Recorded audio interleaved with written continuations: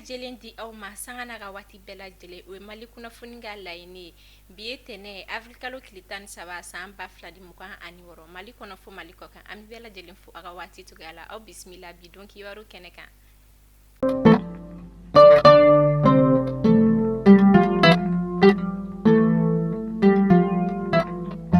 Kunnafoni daminɛ la bi tarata don avril kalo tile 7 san 2026 sivili naani soldat 3 jalakira kiritigɛla Asana Dolo ni a jɛɲɔgɔn fɛ ka sababuya kɛ suyɛni yuruguyurugu kumakan jugu nɛni jugu ani sɔrɔsiya sariya sɔsɔli fo ka taa se joginniw ma. O hukumu kɔnɔna la a jirala k'a fɔ mɔgɔ ma bɔ mɔgɔ la mɔgɔ mɔgɔ ni i minɛna ni waleya jugu in na i ni min ka kan sariya siratigɛ kan i bɛ ɲangini o ye. Min senfɛ soldat kelen jalakira san 5 kaso ka sababuya kɛ ale marifa 2 ni a chargeur feere sefa wari 100,000 jɛnɛ dugu kɔnɔna la.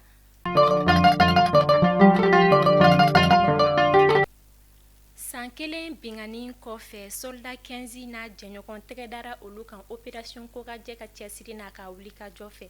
Hakilina jiginna janvier kalo tɛmɛnen san 2025 ni binganikɛla kulu ninnu binna Jara Transport ka bisi dɔ de kan min senfɛ u ye sefawari miliyɔn 100 daraki ale ni sanu kilogaramu 7 ni a valeur bɛ taa i jɔ sefawari miliyɔn 600 la. O hukumu kɔnɔna la avril kalo tile 8 san 2026 commissaire Kompol Ibrahima Abdin Gindo n'a a ka cɛdenw ka wulikajɔ kɛra sababu ye ni ka tɛgɛda soldat 15 a jɛɲɔgɔn 5 kan Sangafara ni Bɛndugu cɛ. Minɛni senfɛ maramafɛn caman minɛnu la fo ka taa se an ka lakana finitigilakaw ka fini dɔw carte bancaire ale ni baga ni sɛbɛn dɔw. Opération Kokajɛ ka laɲini de ye ka jamanadenw n'u bolominɛw lakana jamana fantan ani 4 bɛɛ lajɛlen fɛ. Kunnafoniw y'a jira k'a fɔ Mali la kɛmɛsara o kɛmɛsara denmisɛnnin 13 de bɛ wolosɛbɛn tɛ minnu na. O hukumu kɔnɔna la a jirala k'a fɔ wolosɛbɛn tɛ sɛbɛn gansan dɔrɔn ye sabula fɛn min ye wolosɛbɛn ale jɔda ka bon kosɛbɛ denmisɛn ka ɲɛnɛmaya la kɛrɛnkɛrɛnnenya la kalanko kɛnɛya fo ka taa se jo sariya ma. UNICEF ka fɔ la denmisɛnnin caman de lakodɔnnen tɛ k'a sababuya kɛ wolosɛbɛntanya ye.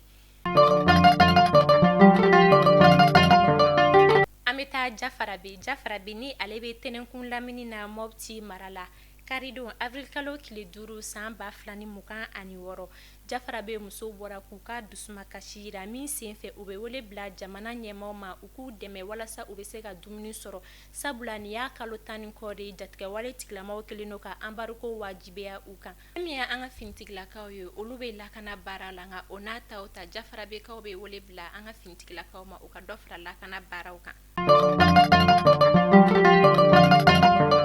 Office central des stupéfiants OCS ni ale ɲɛsinnen don ɲɛnaminimafɛnw kɛlɛli ma a bolofara min bɛ Buguni ka wulikajɔ kɛra sababu ye ni ka tɛgɛda maa 2 ka selenge kɛrɛnkɛrɛnnenya la Mayiga ni ale ye jagokɛlɛ hakilina jiginna octobre kalo tɛmɛnen san 2025 ale bolila k'a ka jagominɛnw to min senfɛ u ye tramadol 250 mg 2,506 minɛ fo ka taa se diazepam 150 ma. Alamisa don avril kalo tile 9 san 2026 nɛgɛ kanɲɛ 20 wagati commissaire Dasani Kone n'a a ka cɛdenw ka wulikajɔ kɛra sababu ye ni ka tɛgɛda Mayiga ni a ka sannikɛla dɔ kan min senfɛ u ye cannabis sachet 553 minɛ ani tramadol 180 fo ka taa se diazepam 148 ma. Avril kalo tile 10 san 2026 n'o bɛnna juma don ma fɛn min ye nin maa kofɔlen ninnu ye olu kɔni minɛna k'u datugu.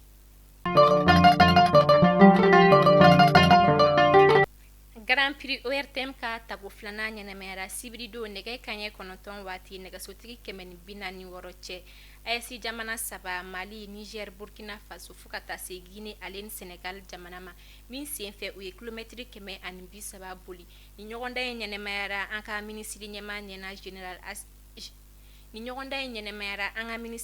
ɲɛna général de division Abdoulaye Mayiga jamanakuntigi tɔgɔ la a ye foli lase organisation ma fédération malienne cyclisme fo ka taa se ORTM ma ni a thème kun sigilen don pédaler pour la paix et l'unité. Senfɛ cɛmɔgɔ jamutɛnɛ ni ale ye Mali jamanaden ale kɛra seba fɔlɔ o hukumu kɔnɔna la a ye sefawari miliyɔn 3 sɔrɔ Dawuda Jire ni ale cycliste Ernest Deɲɛna club maa dɔ ye ale de kun kɛra tago fɔlɔ seba gale nka ale nana jɔyɔrɔ 2nan na min senfɛ a ye sefawari miliyɔn 2 ale ni kilancɛ sɔrɔ. Burkinabe Mukeila Arawele ale nana jɔyɔrɔ sabanan na, ale ye sefawari miliyɔn 2 sɔrɔ. Kunun karidon Afrikalo tile 12 san 2026 Ɲamana garabali wulila. Hakilina jiginna Kangari kun dara nin yɔrɔ kofɔta maa sigibagaw ye k'u ka wuli ka bɔ nin yɔrɔ la. O hukumu kɔnɔna la kunun kari Afrikalo tile 12 san 2026 polisiw kun kelen n'o ka nin yɔrɔ kofɔlen kori ani ka tila ka bulldozer bila ka nin yɔrɔ in ci. Tabakoto ale ni kɛɲɛbacɛ sira kan kunun karidon Afrikalo tile 12 san 2026 bras de fer kɛra Samabali ale ni influenceur Zoro fo ka taa se u jɛɲɔgɔn 2 ma. Olu ye sirabagan kasara sɔrɔ Tabakoto ni kɛɲɛbacɛ sira kan min senfɛ ni mobili kɔni dafirila n'u ye. An bɛ wagati min na i ko sisan nɔ kasara in kɔni kɔfɛ mɔgɔ joginna nka mɔgɔ ni ma to a la. Kunnafoniyaw y'a jira k'a fɔ fɛn min sirabagan kasara in ye ale kɔni kun ma dɔn fɔlɔ.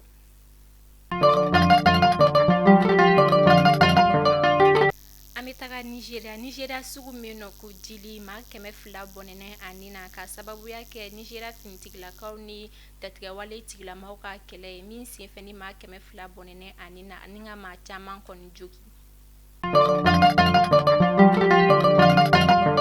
Pakistan, Iran ni Ameriki jamana ka sigikafɔ min kɛra yen nɔ yaasa ka kɛlɛ ban. Kunnafoniyaw y'a jira k'a fɔ fɛn min ye ni jamana kofɔlen 2 ninnu kɔni u ma ɲɛ fɔ la. An bɛ wagati min na i ko sisan maa caman bɛ k'u yɛrɛ ɲininka yala ni jamana kofɔlen 2 ninnu bɛna kɛlɛ continue ko kura ye tuguni wa?